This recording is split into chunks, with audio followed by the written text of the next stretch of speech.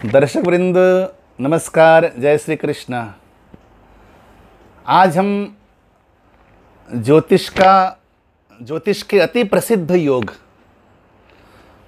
4 योगों की बात एक साथ करेंगे। ये चारों योग इतने महत्वपूर्ण हैं।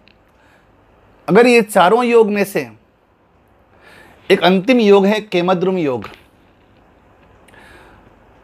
आपकी जन्म कुंडली में बड़े बड़े राजयोग बनते हों, श्रेष्ठ से श्रेष्ठ योग बनते हों, लेकिन यदि आपकी जन्म कुंडली में केमद्रुम योग बनता है बाई चांस, तो आपके सारे के सारे राजयोग उसी प्रकार से ध्वस्त हो जाएंगे जैसे किसी विशाल भवन के नीचे के विशाल भवन के नींव हिल जाने से या नींव तोड़ देने से पूरा भवन ध्वस्त हो जाता है। उसी प्रकार श्रेष्ठ से श्रेष्ठ जन्म कुंडलियों के राजयोग, महापुरुष योग भी ध्वस्त हो जाते हैं।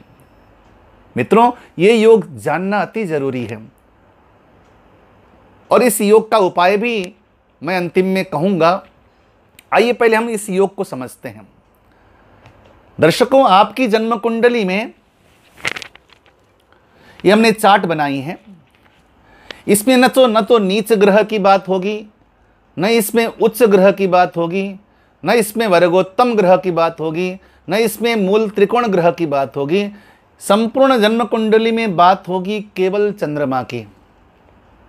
दर्शकों, चंद्रमा हमारे मन का प्रतीक है। हमारा मन चंद्र तत्व से संबद्ध है और हमारी बुद्धि सौर तत्व से संबद्ध है। इसलिए जिस इंसान का मन विकृत हो, जिस इंसान का मन चलायमान हो, चपल हो, चंचल हो, वो इंसान जिंदगी में क्या कर सकता है। चाहे वो राजा के घर में पैदा हुआ हो तो भी वो इंसान बर्बाद कर देता है संपूर्ण जिंदगी को। सारे राजसी ठाट बाट वैभव धरे के धरे रह जाते हैं अगर आपका चंद्रमा ये केमद्रुम नाम का योग बना रहा है। दर्शकों, आइए समझते हैं। यदि आपकी जन्म कुंडली में चंद्रमा कहीं भी बैठे हों, ये 12 भाव हैं, 12 घर हैं, 12 घर में चंद्रमा कहीं भी बैठे हों, यदि चंद्रमा से द्वितीय में कोई ग्रह हो, चंद्रमा जहां पर बैठे हो, चंद्रमा से द्वितीय में यदि कोई ग्रह हो, इस ग्रह योग का नाम है सुनफा। इस सुनफा नामक राजयोग माना जाता है। चंद्रमा जहां पर बैठे हो, चंद्रमा से द्वितीय में कोई ग्रह हो, मंगल हो, बृहस्पति हो, शुक्र हो, शनि हो, सूर्य हो, तो चंद्रमा से द्वितीय में होना चाहिए। एक दिन उसका अलग वीडियो बनाऊंगा कि कोई भी ग्रह उस ग्रह से द्वितीय, द्वादश या साथ में कोई ग्रह रहते हैं, उसका क्या लाभ है, क्या फल है, उसका वो अलग प्रकरण होगा। लेकिन आज इतना समझ लीजिए कि चंद्रमा से द्वितीय में कोई भी ग्रह हो, मंगल हो, बृहस्पति हो, कोई भी ग्रह हो, उस ग्रह योग का नाम है सुनफा। इस सुनफा नामक योग में जन्म लेने वाला व्यक्ति पार्थिवेश्वर होता है, अर्थात पृथ्वी का स्वामी होता है। वो अनेकों प्रॉपर्टी, अनेकों प्रकार के वैभव, अनेकों प्रकार के राज प्रासाद, बड़े बड़े भवन, बड़े बड़े प्रासाद का स्वामी होता है। बड़े बड़े मॉल, बड़े बड़े बिजनेस हॉब्स वगैरह ऐसे बनाता है। अपार प्रॉपर्टी, अपार संपत्ति का मालिक होता है, जिसकी कुंडली में ये सुनफा नामक राज योग होता है। इसे मैं राजयोग कहूंगा। द्वितीय नंबर का योग है अनफा। सज्जनों, चंद्रमा आपकी जन्म कुंडली में कहीं भी बैठा हो, चंद्रमा से द्वादश में कोई भी ग्रह हो, चंद्रमा से द्वादश में कोई भी ग्रह हो, उसका नाम है अनफा। देखिए आप यहां पर,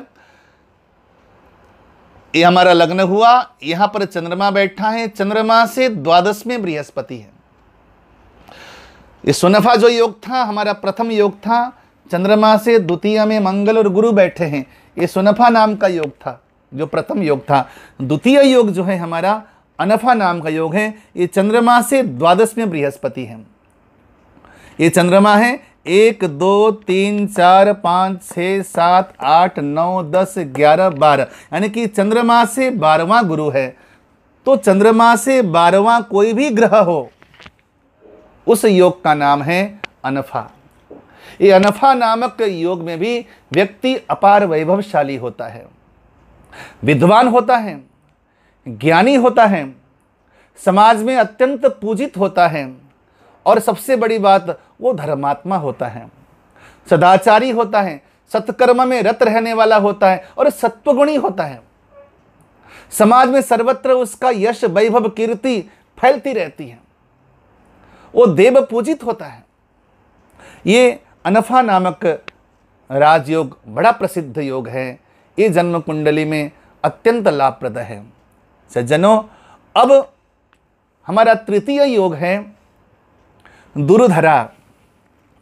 आप कुंडली में ध्यान देंगे, हमने यहां पर मेष लग्न की कुंडली भरी है, लग्न में चंद्रमा है। जन्म कुंडली में कहीं भी आपका चंद्रमा हो, चंद्रमा से द्वितीय और द्वादश में कोई भी ग्रह हो, चंद्रमा से द्वितीय द्वादश में कोई भी ग्रह हो, ऐसे ग्रह योग में सज्जनों यहां पर राहु केतु की गणना नहीं है। जो सूर्य चंद्र मंगल बुध बृहस्पति शुक्र शनि, ये 7 ग्रहों की गणना है। राहु केतु को हम ग्रह नहीं मानते। राहु केतु दोनों छाया ग्रह हैं, इसे उपग्रह भी कहा जाता है शास्त्रों में। इसलिए हम राहु केतु की गणना यहाँ नहीं करेंगे, केवल जो मूल 7 ग्रह हैं, इन 7 ग्रहों की बात करेंगे। चंद्रमा से द्वितीय द्वादश में कोई भी ग्रह बैठे हों, इस प्रकार के योग का नाम है दुर्धरा। और इस योग में जन्म लेने वाला व्यक्ति अपार संपत्तिवान होता है, बड़ा दृढ़निष्ठ होता है, सुकर्मी होता है, शुभ कर्म में रत रहने वाला होता है, सदाचार में निपुण होता है, अपार वैभव और परिवार का सुख मिलता है, विशाल परिवार के समूह के बीच में रहता है, अर्थात आधुनिक भाषा में ज्वाइंट फैमिली में जो रहने वाले लोग हैं, जो संयुक्त परिवार में रहने वाले लोग हैं, उन लोगों की जन्म कुंडली इस दुर्धरा योग से संबद्ध होती है। आप कई बार अध्ययन करना। दुर्धरा योग में जन्म लेने वाला व्यक्ति संगठित परिवार में रहता है, वो समाज में संगठन पैदा करता है, देश में संगठन पैदा करता है। जहां जाएगा वो संगठन का कार्य करेगा, लोगों को जोड़ेगा। उसके बहुत सारे मित्र होते हैं, उसके संबंधी बड़े प्रेम करने वाले होते हैं, उसके संबंधी उसके आसपास ही मंडराते रहते हैं। बड़ा शुद्ध मन वाला होता है, बड़ा दृढ़ प्रतिज्ञा वाला होता है, उसका मन बहुत ही बलवान मन होता है, उसका मन बड़ा ठहरा हुआ, मानो जैसे कि अर्धरात्रि पूर्णमासी की अर्धरात्रि को जैसे कि सरोवर का जल ठहरा हुआ रहता है और उसमें चंद्रमा की उसमें छाया पड़ जाए तो ऐसा लगता है कि चंद्रमा आसमान में नहीं बल्कि उसी सरोवर में है। उसी प्रकार ऐसा ठहरा हुआ चित्त वाला, ऐसा ठहरा हुआ मन वाला व्यक्ति होता है जिसकी जन्म कुंडली में चंद्रमा के दोनों ओर ग्रह होते हैं। इस योग का नाम है दुर्धरा। और मित्रों, हमारे आज के दिन का अंतिम योग है, जिस योग की बात मैं विशेष करना चाह रहा था, उस योग का नाम है केमद्रुम योग। यदि आपकी जन्म कुंडली में कहीं भी चंद्रमा बैठे हों, लेकिन चंद्रमा के दोनों ओर न तो द्वादश में न द्वितीय में कोई ग्रह न हो, न द्वितीय में कोई ग्रह हो न द्वादश में कोई ग्रह हो, तो इस प्रकार के ये शून्य स्थान यदि हो आपकी जन्म कुंडली में, तो उस योग का नाम है केमद्रुम योग। यही केमद्रुम योग है, चाहे आपकी जन्म कुंडली में चारों ओर बड़े बड़े राजयोग बन जाएं, श्रेष्ठ से श्रेष्ठ योग बन जाएं, यदि जन्म कुंडली में आपके केमद्रुम योग हैं, तो ऐसे केमद्रुम योग वाला जातक अत्यंत कष्टमय जीवन जीता है। भले ही उसका जन्म राजप्रासाद में हुआ हो, भले ही उसका जन्म राजा के घर में हुआ हो, लेकिन अगर केमद्रुम योग हो तो राजा के घर में भी वो दरिद्र का जीवन जीता है।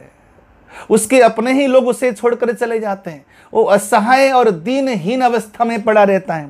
उसके मित्र नहीं होते, उसके चारों ओर दुश्मन उसे घेर लेते हैं। उसका जीवन एकांकी होता है, अकेले अकेले रमने वाला और गुमसुम रहने वाला, गुमसुम जीने वाला व्यक्ति होता है। उसका व्यक्तित्व भी कोई प्रभावशाली नहीं होता। जिसका मन ही कमजोर हो, बताइए उस इंसान का जीवन कितना कमजोर होगा। तो केमद्रुम योग में जन्म लेने वाला व्यक्ति अत्यंत दुष्कर जीवन जीता है। लेकिन मित्रों, इसमें भी डरने की जरूरत नहीं। ये केमद्रुम योग हजारों जन्म कुंडलियों में, किसी गिने चुने जन्म कुंडलियों में ही ये केमद्रुम योग पाया जाता है। बहुत कम लोगों की जन्म कुंडली में ये केमद्रुम योग पाया जाता है। और यदि ये केमद्रुम योग है आपकी जन्म कुंडली में बाई चांस, तो आप विशेष आचार्यों को पूछ के इसका पता लगा लीजिए। लेकिन ये केमद्रुम योग भंग भी होता है। एक कब भंग होता है? बोले यदि चंद्रमा के साथ कोई शुभ ग्रह बैठा हो, बृहस्पति देव बैठे हों, मंगल बैठे हों, शुक्र बैठे हों, कोई शुभ ग्रह बैठा हो चंद्रमा के साथ, तो प्रथम नंबर 1 उसका केमद्रुम योग भंग हो जाता है। नंबर 2, कोई उच्च का ग्रह चंद्रमा को देखता हो, कोई उच्च के ग्रह की दृष्टि चंद्रमा पर हो, तो भी केमद्रुम योग भंग हो जाता है। तृतीय, यदि यहां पर चंद्रमा पूर्णमासी का चंद्रमा हो, यानी कि पूर्णिमा का चंद्रमा हो और सामने सूर्य बैठे हों, जैसे यहां सूर्य बैठेंगे तो अवश्य में वह यहां पर चंद्रमा पूर्णिमा के होंगे। यदि आपका चंद्रमा पूर्णिमा का हो और सामने सूर्य भगवान बैठे हों, सूर्य की दृष्टि हो, तब भी ये केमद्रुम योग भंग हो जाता है। और कदाचित इस प्रकार का निवारण नहीं है आपकी जन्म कुंडली में, तो ये मैं निवेदन करना चाहूँगा, उस व्यक्ति को भगवती लक्ष्मी की उपासना करनी चाहिए, भगवान मृत्युंजय महादेव की उपासना करनी चाहिए। मन को एकाग्र करने के लिए भगवान श्री नारायण की आराधना करनी चाहिए। भगवान नारायण की आराधना करके मन को एकाग्र करने के लिए प्रार्थना करना चाहिए। पूर्णिमा को चंद्रमा के दर्शन करने चाहिए इत्यादि। भगवान शिव का अभिषेक भी निरंतर किया जा सकता है, क्योंकि भगवान शिव ही तो चंद्रमा को अपने शीश पे धारण करते हैं। भगवान शिव की आराधना करने से कौन सा दुर्लभ फल है जो प्राणियों को प्राप्त नहीं होता। इसलिए आइए इस केमद्रुम योग का निवारण करें। यदि आपकी जन्म कुंडली में कोई ऐसा योग है तो उस योग का निवारण होना चाहिए।